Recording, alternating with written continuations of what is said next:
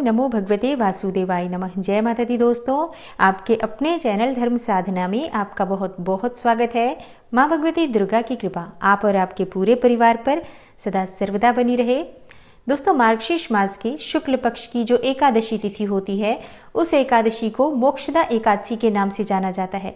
और जैसे कि नाम से ही पता चलता है, मोक्षदा अर्थात मोक्ष दिलाने वाली, मोक्ष देने वाली एकादशी। इस एकादशी का व्रत करने से समस्त प्रकार के पापों से मुक्ति मिलती है। जो भी मनुष्य इस व्रत को धारण करता है उसके पूर्वजों को भी मोक्ष की प्राप्ति होती है और वो मनुष्य भी समस्त प्रकार के सुखों का भोग भोग कर अंत समय में मरणोपरांत विष्णु लोक को प्राप्त करता है। तो ये एकादशी विशेष महत्वपूर्ण होती है। वैसे तो वर्ष भर में 24 एकादशी आती है और जब अधिक मास लगता है तो उस वर्ष में एकादशी की संख्या 26 हो जाती है।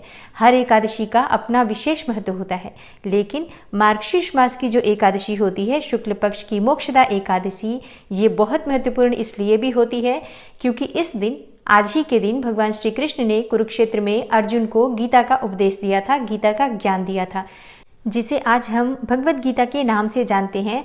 और इस भगवद गीता का पाठ करने मात्र से ही समस्त प्रकार के पापों से मुक्ति मिल जाती है। तो मार्गशीर्ष मास की मोक्षदा एकादशी को गीता जयंती के नाम से भी जाना जाता है और गीता एकादशी के नाम से भी जाना जाता है। बहुत महत्वपूर्ण होती है मार्गशीर्ष मास की ये एकादशी। अगर हम नियम पूर्वक विधि विधान से इस व्रत को धारण करें या बिना व्रत किए भी आज के दिन भगवान श्री हरि विष्णु का पूजन करें, भगवान श्री कृष्ण का पूजन करते हैं, तो हमारे जीवन के समस्त प्रकार के पापों से हमें मुक्ति मिल जाती है। चाहे इस जन्म के पाप कर्म हो या पूर्व जन्म के भी जो समस्त प्रकार के संचित पाप कर्म होते हैं, कायिक, वाचिक, मानसिक, उन समस्त पाप कर्मों से मुक्ति मिल जाती है।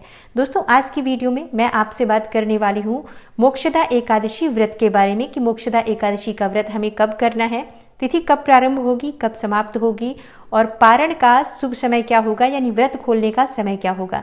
इसके साथ ही आज के दिन हम किस प्रकार से भगवान श्री हरि विष्णु का पूजन करें, कौन से विशेष उपाय करें जिससे कि समस्त प्रकार के पापों से मुक्ति मिले और जो भी हमारे मन की कामना हो, जिस भी कामना से हम ये व्रत धारण कर रहे हैं या भगवान श्री हरि विष्णु का पूजन कर रहे हैं, बिना व्रत के भी अगर आप इस उपाय को करते हैं तो आपके जीवन की समस्त प्रकार की बाधाएं दूर होंगी, पापों से मुक्ति मिलती है और समस्त प्रकार की कामनाएं पूर्ण होती है।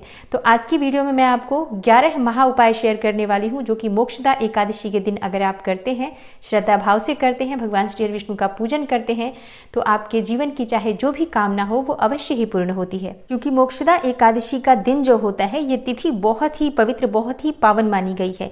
इस दिन किया गया एक छोटा सा भी उपाय, एक छोटा सा भी पूजा का जो फल होता है वो हमें बहुत ही शीघ्र प्राप्त होता है और कई जन्मों तक हमें इसका फल प्राप्त होता है और शीघ्र ही हमारी मनोकामनाओं को पूर्ण करने वाला होता है। तो वीडियो को पूरा जरूर देखिए और अगर आपको आज की वीडियो अच्छी लगे तो लाइक भी जरूर कीजिए, शेयर भी जरूर कीजिए फैमिली फ्रेंड्स के साथ। और चैनल पर पहली बार आए हैं, अगर अभी तक आपने चैनल को सब्सक्राइब नहीं किया है तो आज की वीडियो अगर आपको अच्छी लगे तो चैनल को सब्सक्राइब कर लीजिए और बेल बटन को भी प्रेस कर लीजिए। इससे ये होगा कि इस चैनल पर जो नई वीडियो अपलोड होंगी उनकी नोटिफिकेशन आपको सही समय पर प्राप्त हो जाएगी।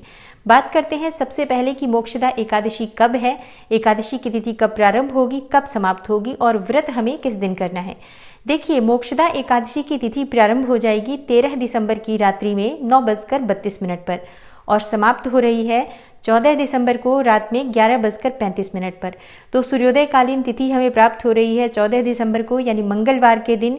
तो व्रत हम मंगलवार को धारण करेंगे, यानी कि 14 दिसंबर को मोक्षदा एकादशी का व्रत धारण किया जाएगा। और अब बात करते हैं कि पारण यानी व्रत खोलने का जो सबसे शुभ मुहूर्त है वो कब है। 15 दिसंबर को द्वादशी तिथि में हम इस व्रत का पारण करेंगे जो कि सुबह 7:05 से लेकर 9:09 तक होगा। दोस्तों, एकादशी व्रत का जो पारण होता है द्वादशी तिथि समाप्त होने से पहले कर लेना चाहिए और द्वादशी तिथि प्रारंभ हो रही है 14 दिसंबर को रात को 11:36 पर और समाप्त हो रही है 15 दिसंबर को मध्य रात्रि में 2:02 पर। तो पारण का सबसे शुभ मुहूर्त जो सुबह का मैंने बताया आपको 15 दिसंबर को सुबह 7:05 से लेकर 9:09 तक है। लेकिन अगर किसी भी कारणवश आप इस समय में पारण नहीं कर पाते हैं तो दोपहर में 1 बजे से 4 बजे के बीच में आप पारण कर सकते हैं, क्योंकि पूरे ही दिन द्वादशी तिथि है। अब बात करते हैं कि आज हम कौन से विशेष उपाय करें जिससे कि हमारे मन की समस्त कामनाएं पूर्ण हो जाएं। और अगर हम व्रत करते हैं तो भी भगवान श्री हरि विष्णु की कृपा हमें प्राप्त हो, और बिना व्रत किए भी अगर हम भगवान श्री हरि विष्णु का पूजन करते हैं, पूरे श्रद्धा भाव से इस उपाय को करते हैं, तो निश्चित ही भगवान श्री हरि विष्णु की असीम कृपा हमें प्राप्त होती है और हमारे मन की समस्त कामनाएं पूर्ण होती हैं। दोस्तों, मोक्षदा एकादशी को गीता जयंती या गीता एकादशी के नाम से भी जाना जाता है, इसलिए आज के दिन भगवद गीता का पाठ करना बहुत ही श्रेष्ठ माना जाता है। भगवद गीता का पाठ अगर आप आज प्रारंभ करना चाहते हैं, जैसे कि बहुत समय से आप सोच रहे हो कि भगवद गीता का पाठ करना है और नहीं कर पा रहे हो, तो आज से आप इस पाठ को करना प्रारंभ कर सकते हैं कि प्रतिदिन आप भगवद गीता का पाठ करेंगे। और अगर आप आज पूरा भगवद गीता का पाठ करते हैं तो इससे आपके मन की समस्त कामनाएं पूर्ण होती हैं। अगर आप पूरा नहीं कर पाते हैं तो जितना भी संभव हो 1 अध्याय या 2 अध्याय आज आपको भगवद गीता का पाठ अवश्य करना चाहिए। भगवान श्री हरि विष्णु के सामने शुद्ध घी का दीपक प्रज्वलित करके विधि विधान से उनका पूजन करने के बाद वहीं बैठकर अगर आप भगवद गीता का पाठ करते हैं, यकीन मानिए आपके जीवन की समस्त परेशानियां दूर होती हैं और समस्त मनोकामनाएं पूर्ण हो जाती हैं। दोस्तों, आज के दिन भगवद गीता की पुस्तक का दान करना भी बहुत श्रेष्ठ माना जाता है। तो आज के दिन आप भगवद गीता की कुछ पुस्तकें किसी धर्म स्थान में दान करें, किसी वेद पाठी ब्राह्मण को दान करते हैं, किसी पुजारी को दान करते हैं, तो बहुत ही श्रेष्ठ फल की प्राप्ति होती है। हमेशा भगवद गीता की किताब या किसी भी धर्म की किताब, जो हम धर्म ग्रंथ की किताब किसी को दान करते हैं, तो ऐसे व्यक्ति को ही दान करना चाहिए जो उसका सदुपयोग करे, यानी कि जो उसका पाठ करे। तो इस बात का भी आपको ध्यान रखना चाहिए कि जब आप पुस्तक का दान करते हैं, ऐसे ही किसी को ना दें, उसी व्यक्ति को दें जो उसे पढ़ने में रुचि रखता हो। अगला जो आपको उपाय करना है वो भगवान श्री हरि विष्णु के पूजन के दौरान, जब भगवान श्री हरि विष्णु का आप विधि विधान से पूजन करते हैं, वहीं पर आपको थोड़े से पीले फल अर्पित करने हैं और इसके साथ ही कुछ अनाज अर्पित कर दीजिए। गरीबों को दान करना है इन चीज़ों का, तो कुछ पीले वस्त्र भी आप अर्पित कर सकते हैं, पीले फल, पीली मिठाई अर्पित करें और पूजा के बाद, यानी कि अगले दिन एकादशी के दिन पूजा करें और द्वादशी के दिन ये फल, अनाज और वस्त्र जो आपने अर्पित किए हैं, कुछ धन के साथ आप किसी गरीब को दान कर सकते हैं, किसी गरीब ब्राह्मण को दान कर सकते हैं या फिर किसी ज़रूरतमंद को भी दे सकते हैं। दोस्तों, आज के दिन भगवान श्री हरि विष्णु की जब हम पूजा करते हैं तो साक्षात स्वरूप में पीपल को माना जाता है, श्री कृष्ण का स्वरूप माना जाता है पीपल को। जैसा कि भगवान श्री कृष्ण कहते हैं, वृक्षों में मैं पीपल हूँ, तो पीपल की पूजा करने से साक्षात श्री हरि विष्णु का पूजन हो जाता है। तो आज के दिन प्रातःकाल पीपल में जल अर्पित करें, वहाँ दीप दान करें और भगवान श्री हरि विष्णु के नाम का, मंत्र का पीपल के नीचे बैठकर ही, पीपल की छाया में बैठकर अगर आप जप करते हैं या भगवद गीता का पाठ करते हैं, विष्णु सहस्त्र नाम का पाठ करते हैं, तो इससे आपके पितरों की आत्मा को शांति मिलती है, पितरों को मोक्ष मिलता है और भगवान श्री हरि विष्णु की कृपा से आपके जीवन में सुख समृद्धि की प्राप्ति होती है, समस्त कामनाएं पूर्ण होती हैं। दोस्तों, मोक्षदा एकादशी के दिन तुलसी की पूजा अवश्य करनी चाहिए। वैसे भी प्रतिदिन तुलसी पूजा करनी चाहिए, पर जब हम एकादशी के दिन तुलसी की पूजा करते हैं तो विशेष रूप से भगवान श्री हरि विष्णु और माँ लक्ष्मी की हमें कृपा प्राप्त होती है। तो तुलसी के पौधे के पास आपको शाम के समय दीप दान करना है। आप शुद्ध घी का दीपक प्रज्वलित करें और कम से कम 11 परिक्रमा तुलसी की करें। कई लोगों का प्रश्न आता है कि तुलसी के पास परिक्रमा की जगह नहीं है तो किस प्रकार से परिक्रमा करें। एक ही जगह पर, जहाँ पर आपने खड़े होकर माँ तुलसी को दीप दान किया है, मंत्र जप किया है, उसी जगह पर खड़े होकर आप क्लॉकवाइज परिक्रमा कर सकते हैं 7 बार, 11 बार अपनी इच्छा के अनुसार।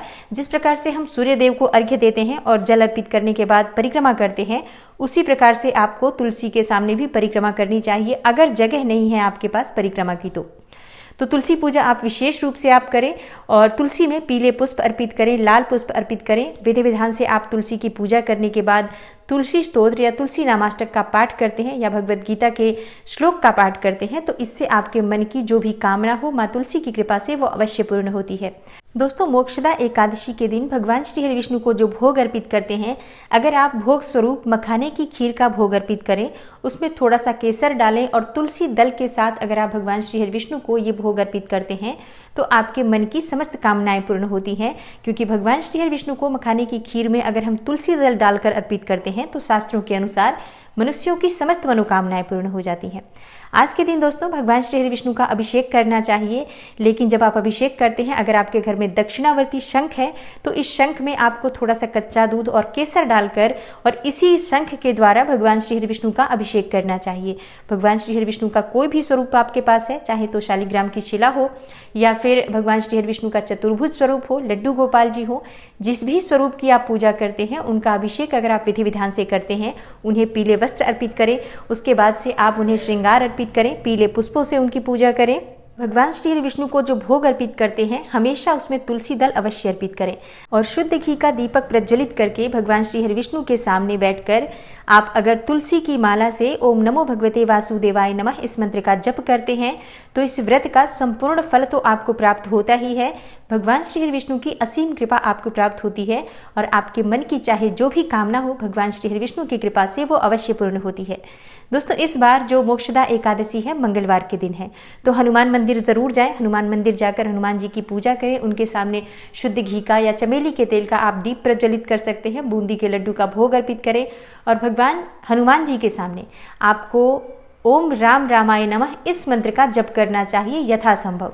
भगवान श्री राम के नाम से हनुमान जी की कृपा बहुत शीघ्र प्राप्त होती है। भगवान श्री राम का नाम अगर हम हनुमान जी के सामने लेते हैं तो हनुमान जी इतने प्रसन्न होते हैं कि हमारे मन की समस्त कामनाएं पूर्ण कर देते हैं।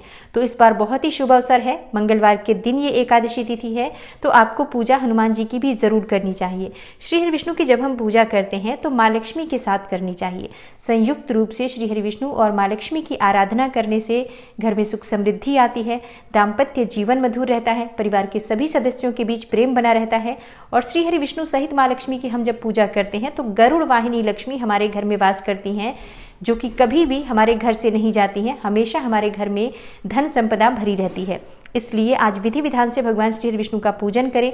उनके सामने कुछ पैसे अर्पित करें। आप 21 रुपया, 51 रुपये या फिर आप 11 रुपये अर्पित कर दीजिए। और जब पूजा पूर्ण हो जाती है आपकी तो उसके बाद एक पीले या लाल कपड़े में बांधकर ये आप अपने धन रखने के स्थान पर रखते हैं तो जीवन पर्यंत आपको धन का अभाव नहीं होता।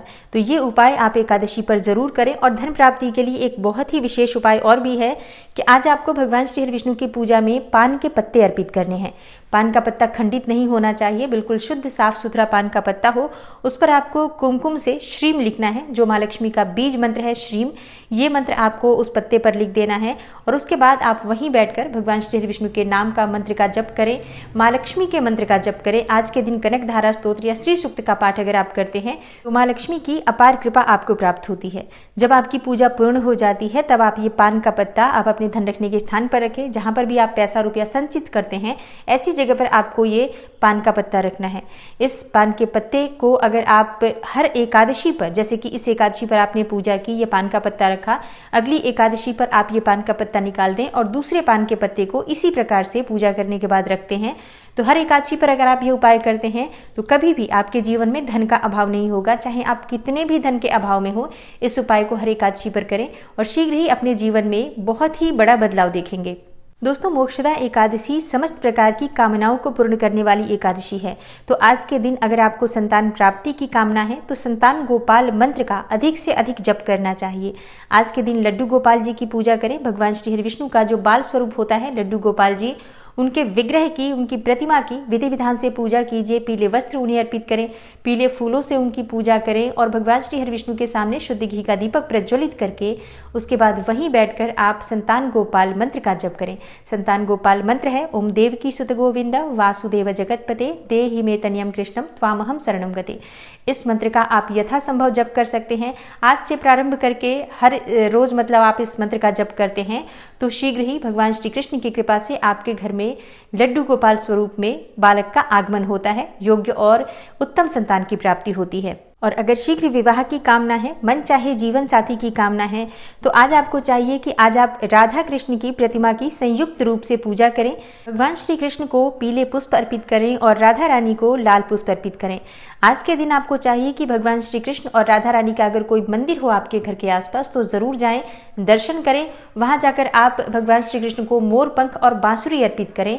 वहीं पर आप थोड़े से केले का भोग अर्पित करें भगवान श्री कृष्ण को और प्रार्थना करें कि शीघ्र ही आपके जो विवाह में बाधाएं आ रही हो वो दूर हो और शीघ्र विवाह संपन्न हो और योग्य और उत्तम जीवन साथी की प्राप्ति हो। आगे भी चलकर आपका वैवाहिक जीवन सुखमय हो, इसके लिए श्री कृष्ण और राधा रानी से प्रार्थना करते हैं तो आपके मन की इच्छा अवश्य पूर्ण होती है। तो दोस्तों, ये कुछ विशेष उपाय हैं जो मोक्षदा एकादशी के दिन अगर आप करते हैं तो आपके जीवन की समस्त कामनाएं अवश्य पूर्ण होती है, क्योंकि आज का दिन बहुत विशेष होता है, बहुत महत्वपूर्ण होता है और बहुत ही पवित्र तिथि मानी जाती है एकादशी की तिथि। आज के दिन की गई पूजा प्रार्थना शीघ्र ही स्वीकार्य होती है और बहुत ही शीघ्र आज की गई जो प्रार्थना होती है उसका फल हमें प्राप्त होता है।